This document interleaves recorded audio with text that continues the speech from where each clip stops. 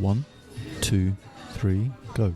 Good morning, everybody, and welcome to another episode of Topical Talkology. Good morning, Andy. How are you? I'm all right. Theo, yourself?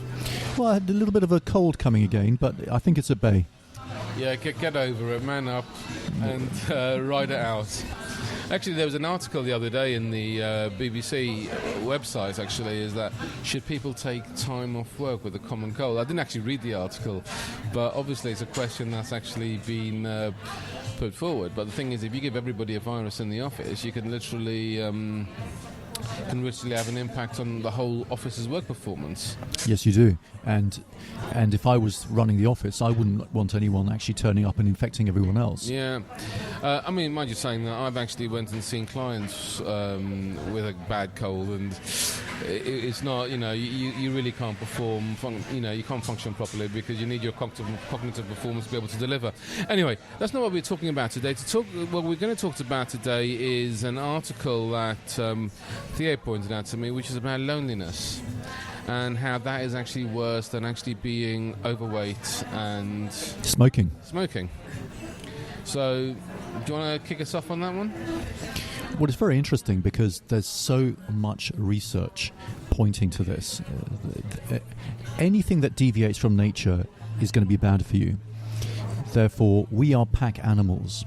Because nature worked out millions of years ago that you're more likely to survive and pass your genes on to the next generation if you live in a pack rather than wandering the plains as a nomad. And what nature does is anything that is good for you, it makes you like, or anything that helps your survival is good for you, versus the opposite. So therefore, if you're in a pack and you're communicating with people, you look into people's eyes, your oxytocin goes up, and that's good for you. It improves your mood, it lowers your blood pressure. The contrary is if you're alone. If you're lonely and you've got nobody's eyes to look into or nobody to interact with and have human contact, then you're going to get depressed and your blood pressure is going to go up and you'll be generally unhealthy, which is why solitary confinement is actually considered so barbaric that it's only used in very, very rare circumstances. And in fact, I think even the Geneva Convention has laws against solitary confinement. What, for a period of time? Or? For a period of time, indeed. I mean, the thing is, it does raise your stress level significantly, and ultimately which raises your cortisol, and too much cortisol in your system is never going to be good for you, is it? And it's one of the reasons that, for instance, the suicide rate in men is higher, because on average they are further right skewed towards the Asperger's end of the spectrum relative to women. Men are less socially skilled.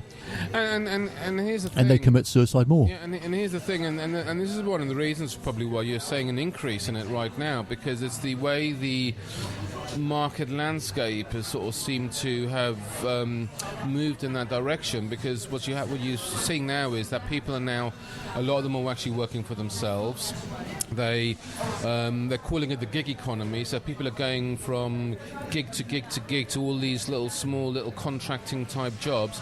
They're not staying on a regular basis, they're not forming any bonds with people, so therefore they're not forming any form of social structure even within the workplace. Because what happens is, if you work for a company many years ago, from what I remember, because I haven't worked for a company for many years, it was quite common for you to go out a drink after work on a Friday night, and even that was probably enough to actually get your fix from the workplace. But you don't have that anymore, because people come in to do a job and they move on. And you also get a lot of people now, particularly as we're moving to a more entrepreneurial type society, I think they're almost becoming called a coffee shop entrepreneur. So they're burying their heads in their laptop, and they're consistently working, and they have probably irregular contact with people, not as much as what people would like. And this goes back to my point of what I was saying a long time ago, when you've got the people like Facebook, of Mark Zuckerberg, and even Steve Jobs, and most of these IT guys who, as technology sort of seems to have transformed the way society actually works, a lot of these people were actually socially inept people in their younger days. Oh, they are. I mean, if you look at them, they are clearly on the Asperger's end of the spectrum. Yeah. So the extrovert or the person who actually needs that human contact is not getting it to the same degree anymore. Now, is there a solution for that? Of course it is. You can go and join clubs, you can go and join groups, you can join mastermind groups, you can join, there's a number of things. There's office sharing, office spaces, which you can do. But the thing is, again, working on your own, you don't necessarily engage with a lot of people. So it's important that you find where you put yourself in situations where you are constantly engaging with people on a regular basis. As I say, as Theo knows, I'm in a mastermind group once a month with another group of business owners, and we meet up once a month regularly, the same time, and a couple of times a year we make sure that we go out, we have our dinners together and things like this, and that is enough stimulation, because it is hard working for your own on your own sometimes, and I do it. And also you can't, if you're actually, particularly if you're working for yourself, and I should really point this out, if you're working for yourself, you can't be a lone creator when you're creating your own stuff. You need people to bounce off and collaborate with. Lone inventors don't exist. People talk about Thomas Edison. Now, he spent 2,000 hours looking to create the light bulb and still didn't get it right. He didn't do it on his own. He had a whole lab team working around him to actually make sure that worked. People always do. Even the grandmaster painters. They actually worked in studios where they supervised all their students, so that in fact most of their painting is done by students, which is just touched up by the grandmaster. That's right. So in some ways, loneliness does have a huge impact. And I mean, just quite a statistic, I think it was about 87% of small business owners actually claim that they actually suffer from loneliness. I actually wrote an article about that a few months ago on it, and particularly when you leave the corporate workspace, for many people, particularly men, who've probably come out of senior partnership and things like this at the age of 55, and they find themselves, or they actually have to work for, they go and look for work for themselves. People don't realise the impact that work on yourself actually does have, because they don't have the resources to be able to do it, so they have to do everything themselves. So they're constantly bogged down doing everything until they can actually grow the business and start employing people. And guess what? Now you've got the age of the visual assistant. So your assistant is not even human. It's not even it's human, but they're physical. But the thing is, they can be in a different city or a different town who are managing your diary. So the level of contact is dissipating at probably an unprecedented level. But this is all part of instant gratification and materialism and individualism. You see, that's what modern society. Yep. I can't make that association. Oh, so. because everything is about me, and that's the key error that Jordan Peterson makes, because he essentially says, well, the key thing about the West is how much they value the individual, whereas that's catastrophically wrong. Valuing the individual is exactly the problem with instant gratification and materialism, because materialism has an atomizing effect on structure, because the more obsessed you are with yourself, the less you pay attention to your community and your relationships around you. And therefore, other societies which value family and community and national identity are far happier, but sometimes less permissive. And that's why the West is seemingly so attractive, because humans will take the line of least resistance, and therefore they will go to the more permissive society with less rules. It's that simple. Look, I mean, I'd run the approach from a different level, because, and it's the same thing that's actually happening, and I don't want to make this about women today, but Western society, particularly Europe, is very much focused on actually getting you, looking to empower you to do your own thing. Look, the thing is, what governments really want is they want people to go to school, to get good grades so they can go to university, they get into extreme debt, one way of being controlled as well, by the way, to then go into a job. Ideally, they go into that job, and then therefore they're paying a lot of tax, and then they retire.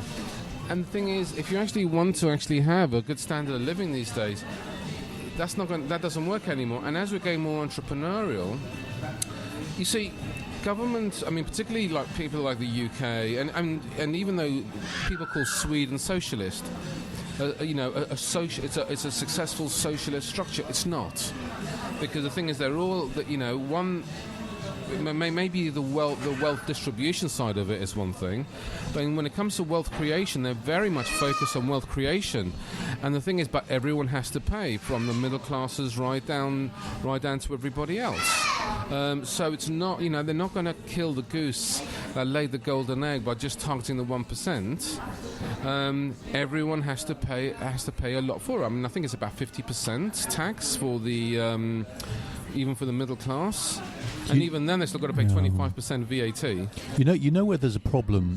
Wherever you can never ever expect anyone to provide you a service which is in your best interests if they have a vested interest. And you see, the government borrows from the Bank of England using future tax revenue as security. And therefore, effectively, the system of government works by turning us all into little tax revenue producing rats, and then tries to get elected. I mean, they don't want many business owners, to be honest. They want people that are working for these large companies, because that's the way they actually pay. That's the way they actually get a lot of the money. Because let's face it, a good accountant can probably reduce the amount you actually pay in tax. Just look at Starbucks and Amazon and companies like that who actually do it. So there is a way around it. So they don't want too many, but the thing is they're having to adapt to that lifestyle as well. So they'll be finding other ways, which is why there's a lot of change in the tax laws. But getting back to it, if all these people are now working for themselves with very small teams, loneliness is just going to keep on increasing. And you see, sorry to break in, but what's interesting is, of course, people with Asperger's they have less need for social contact. That's right. But then, of course, you never see Elon Musk, you never see who's the founder of Facebook?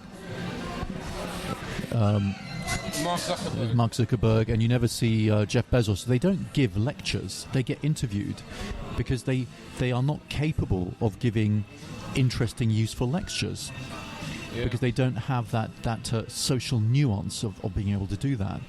But the difficulty is that what they're doing is they're effectively designing our society, which then is unhealthy for the rest of us because most of us don't have Asperger's. And, of course, what's even more worrying is that our society is more and more controlled by algorithms programmed by software programmers who are usually, again, Asperger's. And therefore the idea that machines may destroy humanity is actually not beyond the realms of fantasy, because machines will pretty quickly work out that humans are imperfect and therefore are risky.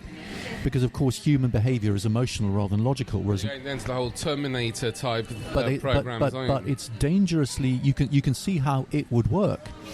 And in fact, I've actually talked with people with Asperger's, and when I'm discussing what's normal behaviour, they describe normal human behaviour as being faulty because it's not logical. Yeah, that's what an Asperger's person says. The thing is, we all have faults. We are all faulty. None of us are perfect. But that's what makes us human. Correct. And two, that's what makes us different. Correct. Because we don't want to be all operating the same way. And yeah, I've got to say, there are concerns about the whole AI thing going on, and it's not going to stop. I mean, and it's probably the question is, just because it can be done, doesn't mean it should. It will. If it can be done, it will be done. And I think that I started reading a book, and I didn't even. I didn't get bored with it. I found it quite heavy. Now, in probably about 20, 30 years' time, we could potentially all be cyborgs of some sort. Yes.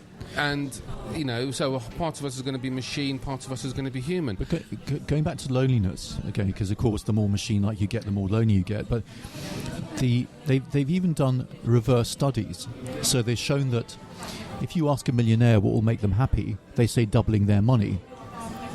Therefore, quite clearly, they're not valuing relationships in anything that can make them happy. Furthermore, they've looked at people earning more than the average. So people who earn more than £100,000 a year